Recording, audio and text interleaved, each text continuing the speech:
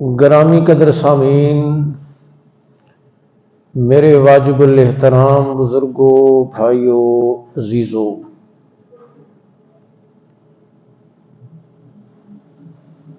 آدم علیہ السلام سے لے کر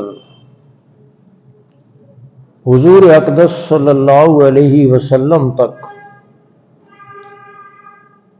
اللہ رب العزت نے جتنے بھی انبیاء اور رسول بھیجے،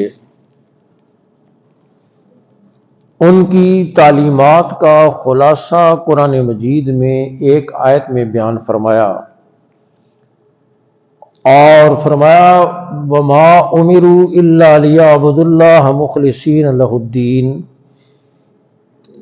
ان تمام تعلیمات کا خلاصہ یعنی قرآن مجید کا خلاصہ وہ صورتیں ہیں جو خوامیم سے شروع ہوتی ہیں، خوامیم جن کو کہا جاتا ہے، اور خوامیم کا خلاصہ یہ ایک آیت ہے وما امروا الا لیعبدوا اللہ مخلصین لہ الدین، کہ انہیں یہی حکم دیا گیا کہ خالص اللہ کی بندگی اور خالص اللہ کی عبادت کریں، خالصتاً اللہ کو پکاریں، یعنی سارے دروازوں سے ہٹ کر، سارے در سے ہٹ کر ایک اللہ کے در پر آئیں، اور ساری پکاروں سے ہٹ کر صرف ایک اسی کو پکاریں، یک درگیر وہ محکم گیر، ایک دروازہ پکڑ اور پکا پکڑ۔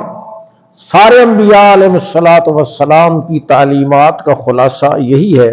جتنے انبیاء کی تعلیمات قرآن مجید میں ذکر کی گئیں، ان میں یہی تعلیم مشترک، یا قوم اعبدوا اللہ ما لکم من الہ غیرہ، اے قوم صرف اللہ ہی کی عبادت کرو، اس کے علاوہ تمہارا کوئی الہ نہیں۔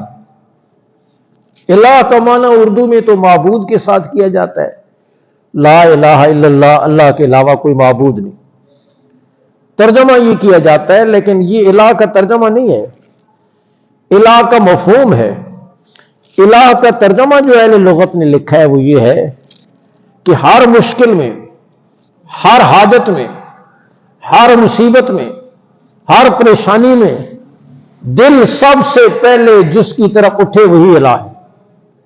ہر مشکل میں، ہر حاجت میں، ہر پریشانی میں سب سے پہلے دل جس کی طرف مائل ہو اور جس کی طرف اٹھے، جس سے اس کے دل کو اطمینان ہو جائے، وہی اس کا الہ ہے۔ تو گویا انبیاء علیہ السلام نے اپنی قوموں کو یہی بات سمجھائی کہ وہ خالصتاً اللہ کے سامنے جھکیں، اللہ رب العزت کی عبادت کریں، اور رب ذوالجلال کو یہ بات بڑی پسند ہے کہ بندہ صرف میرا بن کر رہے، مجھے پکارے، اس کی جمیع کی نیازمندیاں صرف میرے سامنے ہوں، اس کے ہاتھوں کا پھیلانا میرے سامنے ہو، یہ بات اسے بڑی پسند ہے۔ علماء نے لکھا ایک بزرگ اللہ والے 30 سال تک تہجد کے لیے اٹھتے رہے، ایک رات اٹھے، غیبی آواز آئی آپ کی عبادت بھی ڈھنگی ہے، ہمارے یہاں قبول نہیں ہے۔ اس دن بھی معمول کے مطابق تہجد کے نوافل پڑھے، اگلے دن پھر اٹھے یہی آواز سنی، اگلے دن پھر اٹھے یہی آواز سنی۔ خادم بھی ساتھ تھا، کہنے لگا حضرت 3 رات سے یہ آواز آ رہی ہے، آپ سن رہے ہیں؟ انہوں نے فرمایا سن رہا ہوں۔ تو بھی سن رہا ہے؟ کہا میں بھی سن رہا ہوں۔ کہنے لگے پھر کیا کرنا چاہیے؟ وہ کہنے لگا کرنا کیا چاہیے، جب عبادت قبول نہیں ہے تو آرام تو کرنا چاہیے، نیند بھی خراب ہوتی ہے اور عبادت بھی قبول نہیں ہے۔ فرمانے لگے تو بڑا کچا نکلا، بتا تو صحیح، اگر وہ قبول نہ کرے تو کوئی اور در ہے جہاں جا کر میں قبول کرا لوں؟ ارے چھوڑا تو وہ در جاتا ہے جس کے بعد کوئی اور در ہو۔ دنیا لوگ کہتے ہیں چلو ایک دروازہ نصیب کو اور دروازہ دیکھ لینا نا، چھوڑا تو وہ در جاتا ہے جس کے بعد کوئی اور در ہو، جس کے بعد کوئی اور در نہ اسے چھوڑا نہیں جاتا۔ انہوں نے فرمایا وہ قبول کرے تب بھی اسی کی عبادت کرنی ہے، نہ کرے تب بھی اسی کی عبادت کرنی ہے۔